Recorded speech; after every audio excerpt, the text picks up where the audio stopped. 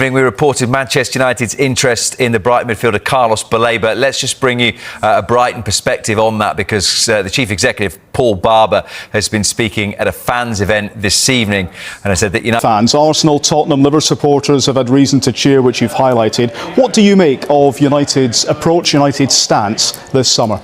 This is a crucial final period of this window for Manchester United, make no mistake about it.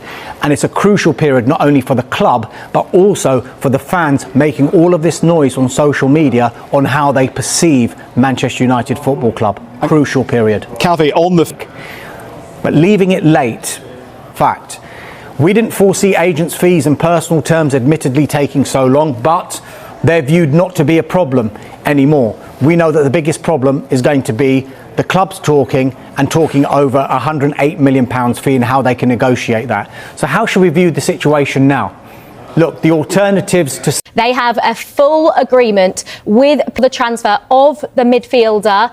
The deal is worth talking about this, haven't we? Manchester United always after a midfielder. It looks like they have finally got their man to Manchester United. Probably means... I thought this doesn't sound entirely right, because we feel that this is confidential information that can only be gleaned from a club if there is club-to-club contact. Right. Some release clauses are under an NDA. So that release clause exists, but no one is allowed to know it. NDA meaning? Non-disclosure agreement. Yes. And there are some release clauses like Michael Olise at Crystal Palace, £50 million, Dean Howson at Bournemouth, £50 million, Matheus Cunha that went to Manchester United, £62.5 million.